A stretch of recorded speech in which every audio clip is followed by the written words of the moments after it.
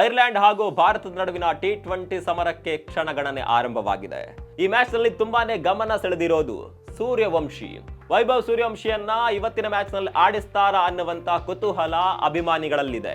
ಆದರೆ ವೈಭವ್ ಸೂರ್ಯವಂಶಿಯನ್ನ ಆಡಿಸಬೇಕು ಅಂದ್ರೆ ಭಾರತದ ಓಪನಿಂಗ್ ಪಾರ್ಟ್ನರ್ಗಳಾದಂತ ಸಂಜು ಸ್ಯಾಮ್ಸನ್ ಹಾಗೂ ಅಭಿಷೇಕ್ ಶರ್ಮಾ ಇಬ್ಬರಲ್ಲಿ ಒಬ್ಬರನ್ನ ಹೊರಗಿಡಬೇಕು. ಇದು ಸಾಧ್ಯನಾ ಅನ್ನುವಂತ ಪ್ರಶ್ನೆ ಕೂಡ ಒಂದ್ ಕಡೆ ಇದೆ. ಸೂರ್ಯವಂಶಿ ಆಡಿದ್ರೆ ಯಾರನ್ನು ಹೊರಗಿಡೋದು?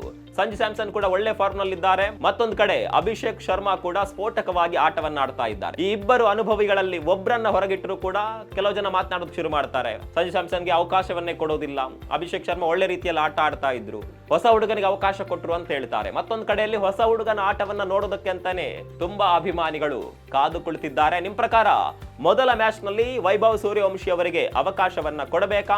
ಒಂದು ವೇಳೆ ಅವರಿಗೆ ಅವಕಾಶವನ್ನ ಕೊಟ್ರೆ ಯಾರನ್ನ ಹೊರಗಿಡಬೇಕು, ಸಂಜು ಸ್ಯಾಮ್ಸನ್ ಅಥವಾ ಅಭಿಷೇಕ್ ಶರ್ಮಾ ಅವರನ್ನ? ಕಾಮೆಂಟ್ ಮಾಡಿ. ಹಾಗೂ ಈ ಮ್ಯಾಚ್ ಅನ್ನು ಎಲ್ಲಿ ನೋಡಬಹುದು ಅಂತ ತುಂಬಾ ಜನಕ್ಕೆ ಪ್ರಶ್ನೆಗಳಿರಬಹುದು. ಸೋನಿ ಲಿವ್ ಅಲ್ಲಿ ಈ ಮ್ಯಾಚ್ ಲೈವ್ ಆಗಿ ಬರುತ್ತೆ.